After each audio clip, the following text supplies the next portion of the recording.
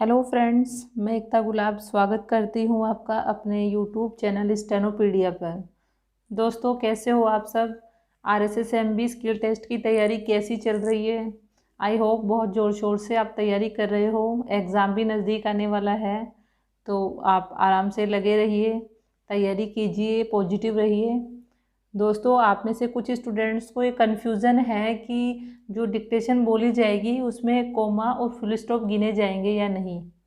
अर्थात जो 1000 शब्दों की आपको डिक्टेशन मिलेगी, उस डिक्टेशन में जो कोमा और फुल स्टॉप बोले जाएंगे उन्हें भी उन 1000 शब्दों में काउंट किया जाएगा या वो अलग से होंगे। तो दोस्तों, इसके लिए गाइडलाइन में कोई क्लियर नहीं किया हुआ है।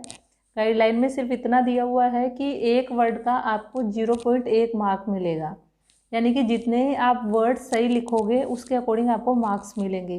सपोज दैट अगर आपने 700 शब्द सही लिखे हैं तो आपको 70 नंबर मिलेंगे।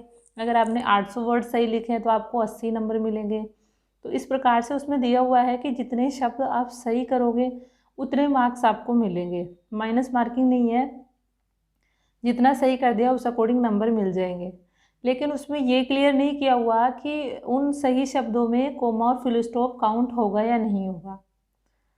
तो इसके लिए बहुत सारे स्टूडेंट्स को कन्फ्यूजन बना हुआ है कि कोमा फुल स्टॉप काउंट होगा या नहीं होगा। नहीं होगा काउंट तो हमारी डिक्टेशन की जो स्पीड है वो क्या रहेगी, और अगर काउंट किया जाता है तो स्पीड क्या रहेगी। तो इस प्रकार से कन्फ्यूज़न क्रिएट हो रहा है। तो चलिए आज इसी पे हम बात करेंगे कि कोमा और फुल स्टॉप को काउंट किया जाएगा या नहीं। तो देखिए फ्रेंड्स, वैसे तो नियम ऐसा नहीं है कि शब्द के अंदर कोमा और फुल स्टॉप काउंट हो, ये अपने आप में अलग होते हैं। जैसे कि एग्जाम्पल के तौर पे आप ट्राई करके देख सकते हैं कि कंप्यूटर पे आप मान लीजिए कि आपने एक पैराग्राफ टाइप किया है और फिर उसको आप सेलेक्ट करके और अगर आप काउंट करते हैं तो आपका जो सिस्टम है कंप्यूटर का, वो जितने आपने शब्द टाइप किए हैं ना सिर्फ उनको काउंट करके बताएगा वो। इसके अलावा जो कॉमा और फुल स्टॉप को वो काउंट करके नहीं बताएगा। अगर मान लीजिए आपने 80 वर्ड्स टाइप किए हैं और उनमें 2 कोमा और 2 फुल स्टॉप है, तो वो आपको 84 वर्ड्स नहीं बताएगा आपका सिस्टम, केवल आपको 80 वर्ड्स बताएगा। हाँ, की स्ट्रोक है वो ज़रूर आपको, की स्ट्रोक में स्पेस है, कोमा, फुल स्टॉप सब काउंट होते हैं। जितने की हम प्रेस करते हैं वो सब काउंट होते हैं, लेकिन शब्दों में वो काउंट नहीं होगा। लेकिन अभी यहाँ कन्फ्यूज़न ये है कि गाइडलाइन में ना तो क्लियर किया हुआ है कि इनको काउंट किया जाएगा या नहीं किया जाएगा। तो मान लीजिए कि अगर काउंट किया जाता है इनको, तब तो देखिए क्या होगा कि आपकी जो स्पीड है डिक्टेशन की, वो 100 नहीं बोली जाएगी, फिर 95 भी बोली जाएगी। क्योंकि अगर एक पैराग्राफ में मान लीजिए 2-3 फुल स्टॉप भी आते हैं, 2-3 कोमा भी आते हैं, तो अगर उनको काउंट किया जाएगा तो आपकी जो डिक्टेशन की स्पीड है वो 95 के आसपास ही रहेगी, 100 फिर नहीं बोली जाएगी। ये होगा फिर। और अगर काउंट नहीं किया जाता उनको तो आपकी स्पीड है वो इंक्रीज हो जाएगी, क्योंकि 100 शब्द तो पर मिनट वो ये बोलेगा, आपके डिक्टेशन के बोलेगा, और उसके अलावा आपके जो फुल स्टॉप है और कोमा है उनको भी वो काउंट करेगा। तो ऐसे मानिए कि आपकी स्पीड है वो करीब 105 WPM हो जाएगी। अभी यहाँ सिचुएशन ये है कि गाइडलाइन में ये लिखा हुआ है कि जितने आप वर्ड सही करते हो उस अकॉर्डिंग आपको मार्क्स मिलेंगे। तो सपोज कीजिए किसी बंदे के पूरे 1000 शब्द सही है, हालांकि ऐसे होता नहीं है, पर एक एग्जाम्पल के तौर पे हम देख रहे हैं कि अगर पूरे 1000 शब्द सही हैं लेकिन उसने एक भी कोमा और एक भी फुल स्टॉप नहीं लगाया, तो फिर उसके मार्क्स काटे जाएंगे कि नहीं काटे जाएंगे? तो मार्क्स काटे जाएंगे। तो अब इस सिचुएशन को देखते हुए तो लगता है कि क्योंकि इसके लिए कोई अलग से नहीं दिया हुआ है कि कोमा और फुल स्टॉप है, उसके आपको मार्क्स कहाँ से काटे जाएंगे, क्योंकि हर शब्द के तो मार्क्स फिक्स हैं।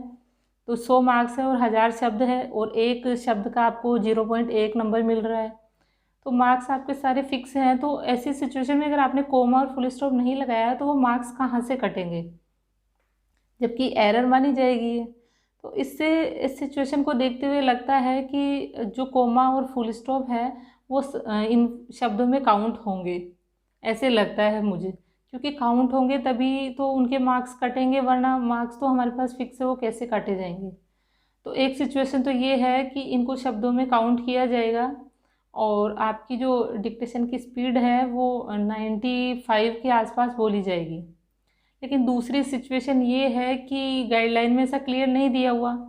तो मान लीजिए कि अगर कोमा और फुल स्टॉप अलग से हुआ और उनके कोई मार्क्स तो पता नहीं है या नहीं है, उसमें नहीं दिया हुआ, लेकिन मान लीजिए कि आपको पूरे 1000 शब्द डिक्टेशन में बोले जाएं और कोमा और फुल स्टॉप है वो अलग से हों, तो ऐसे में क्या होगा कि डिक्टेशन की जो स्पीड है वो बढ़ जाएगी और करीब 105-7 हो जाएगी।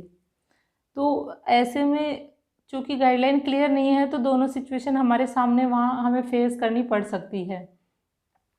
तो इसके लिए मैं क्लियर तो नहीं कहूँगी, लेकिन मैं बस आपको ये कहूँगी कि आप दोनों सिचुएशन के लिए तैयार रहिए।